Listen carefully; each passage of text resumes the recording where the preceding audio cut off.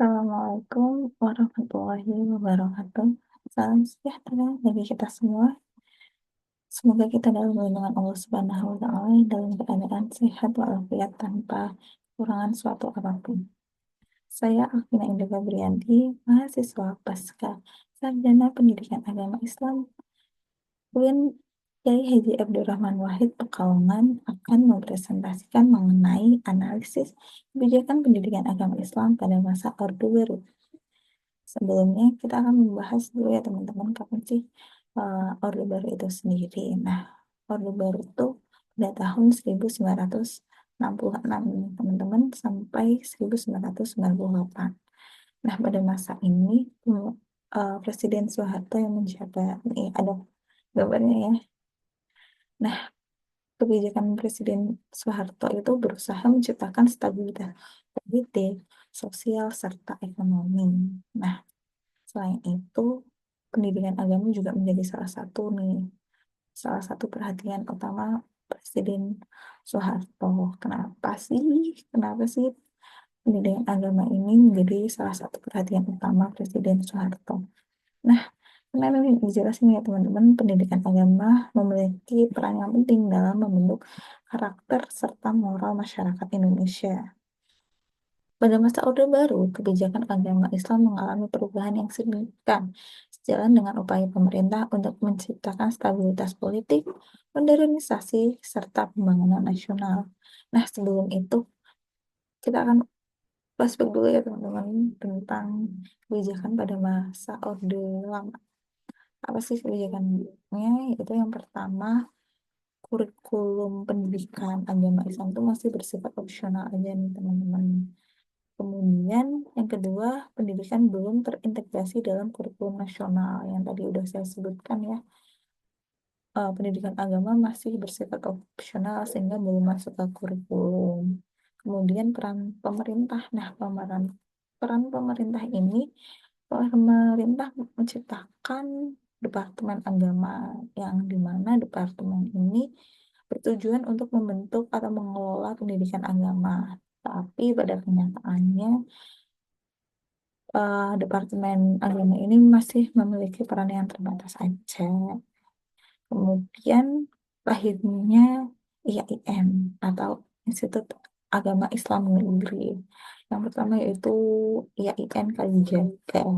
Udah ya, mungkin itu aja sih kebijakan-kebijakan yang ada pada Orde Lama. Nah, kemudian kita akan membahas ya teman-teman mengenai kebijakan apa aja yang ada dalam pemerintahan Presiden Soeharto ini, itu pada masa Orde Baru ini ya.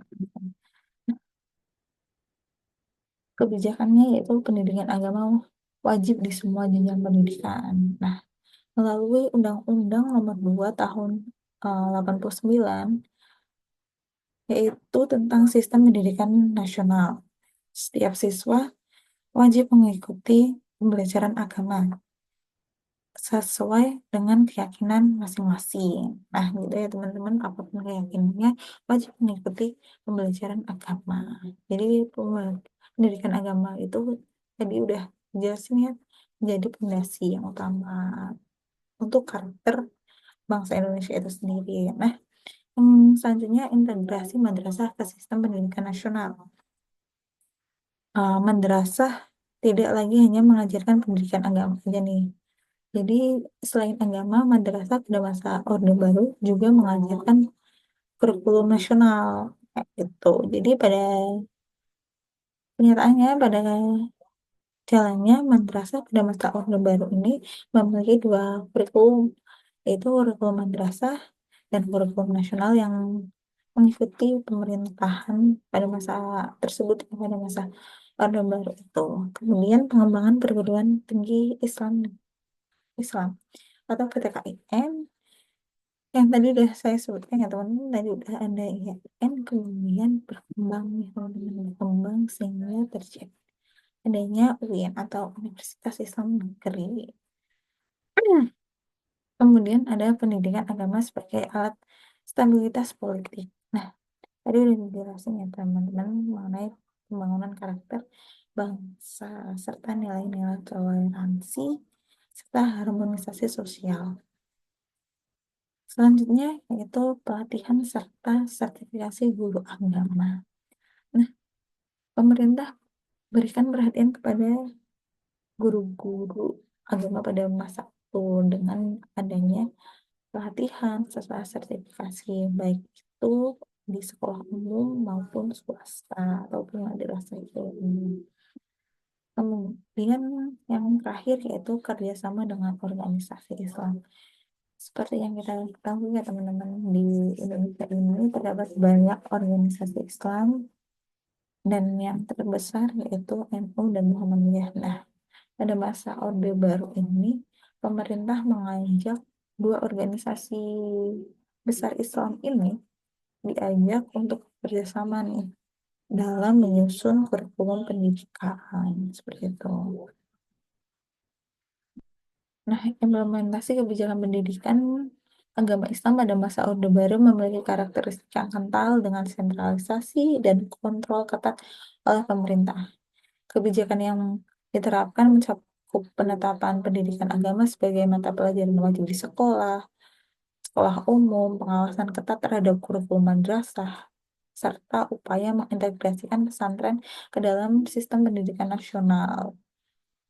Kemudian pemerintah juga memperkenalkan kewajiban wajib belajar atau wajar 9 tahun yang bertujuan untuk meningkatkan akses pendidikan dasar bagi seluruh masyarakat Indonesia. Nah, kebijakan ini berdampak positif pada peningkatan partisipasi siswa di sekolah umum maupun madrasah. Namun, akses terhadap pendidikan Islam masih terbatas di beberapa wilayah aja, terutama di daerah pedesaan yang infrastrukturnya kurang memadai. Jadi ya tentunya ya teman-teman, eh, infrastruktur yang ada di perkotaan dan di pedesaan juga kan berbeda ya. Jadi pendidikan Islam masih terbatas kayak gitu. Monitoring dan evaluasi kebijakan pendidikan agama Islam pada masa Orde Baru menunjukkan kemajuan yang signifikan dalam hal integrasi pendidikan agama ke dalam sistem nasional. Namun berbagai tantangan seperti keterbatasan sumber daya manusia dan infrastruktur masih menjadi kendala utama yang sudah saya sebutkan tadi.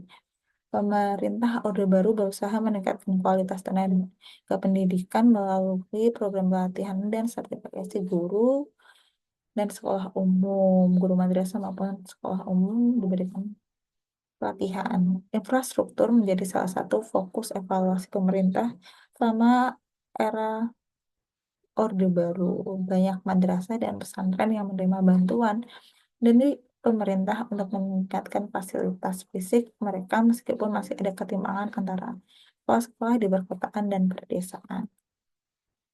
Nah, dampak kebijakan pada masa Orde Baru itu apa aja sih? Tentunya ada dampak positif dan negatifnya ya teman-teman. Yaitu dampak positifnya peningkatan akses pendidikan agama. Pendidikan agama itu jadi tersedia di semuanya, baik negeri maupun swasta.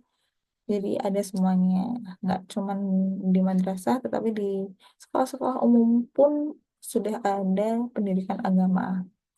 Kemudian pengakuan madrasah. Pengakuan madrasah ini sehingga madrasah memiliki tingkatan yang setara dengan sekolah-sekolah umum sehingga lulusannya dapat melanjutkan pendidikan yang jenjang lebih tinggi. Kemudian perguruan tinggi yang berkembang pesat yang tadi sudah saya sebutkan ya teman-teman, dari IAIN berkembang menjadi UPIN. Dengan ini dapat mencetak lulusan-lulusan ulama-ulama sehingga perguruan tinggi ini ya berkembang pesat gitu ya. Kemudian eh, dampak negatifnya apa aja? Yaitu yang pertama politisasi pendidikan agama. Pendidikan agama digunakan untuk mendukung legitimasi politik Orde Baru. Kemudian kualitas yang tidak merata yang sudah disebutkan tadi ya, infrastruktur yang belum merata antara perkotaan dan pedesaan.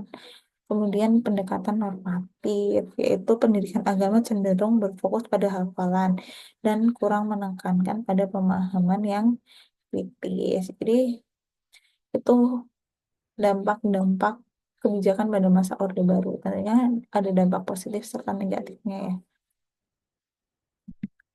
Mungkin itu aja sih teman-teman, pembahasan kita tentang kebijakan pendidikan agama Islam pada masa Orde Baru. Semoga pembahasan kali ini bisa bermanfaat bagi kita semua. Kurang lebihnya saya mohon maaf. Bila taufiq wal hidayah, wassalamualaikum warahmatullahi wabarakatuh.